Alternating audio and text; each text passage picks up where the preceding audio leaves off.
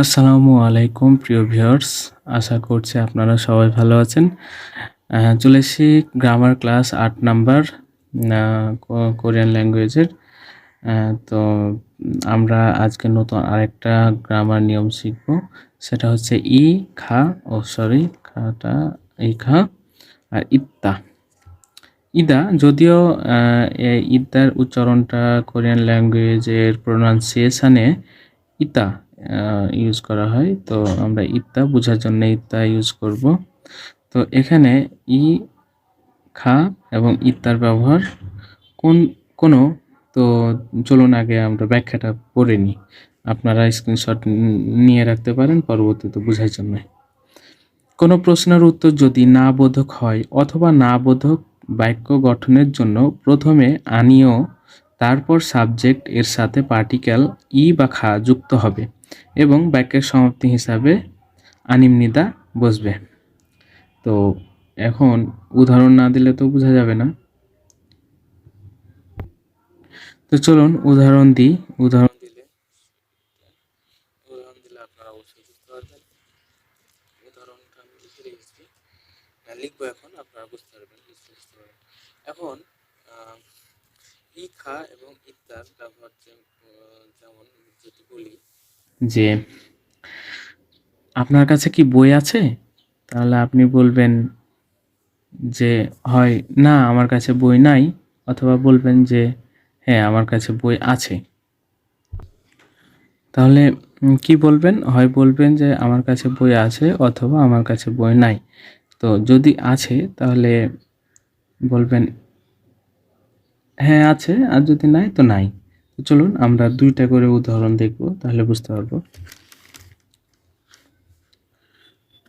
বই আছে, সে কি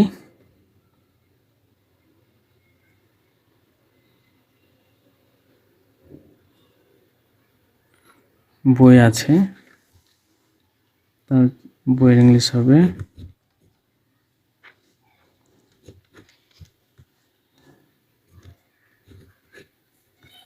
কি ইসমনিদা ইস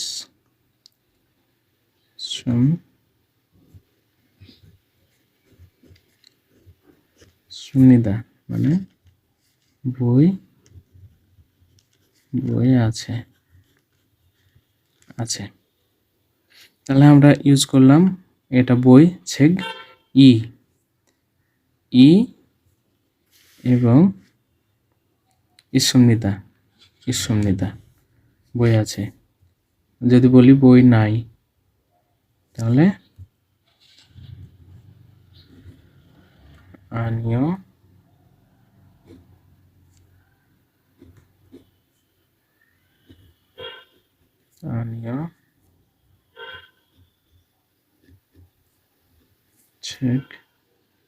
ছেগি অসমনিদা।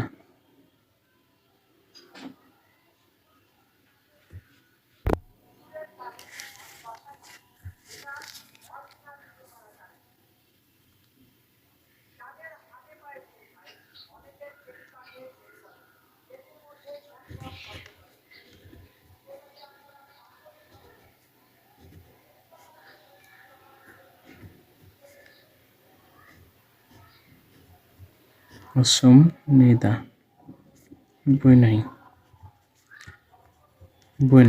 এখন আসুন মেন টপিক্স হচ্ছে কি, যেখানে বলা হচ্ছে যে কোনো প্রশ্নের উত্তর যদি না বোধক হয় অথবা না বোধক বাক্য গঠনের প্রথমে আনীয় তারপর সাবজেক্টের সাথে পার্টিকেল বা খা যুক্ত হবে এবং বাক্যের সমাপ্তি হিসাবে আসমনিদা বসবে।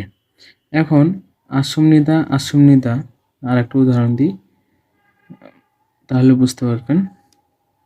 এখানে বলছে বই আছে, এখানে বলা হয়েছে বই আছে। আমি যদি বলি যে বই নাই, তাহলে কি হবে? আনিও ছেগি অসমনিদা বই নাই। আর যদি আমি বলি আনিও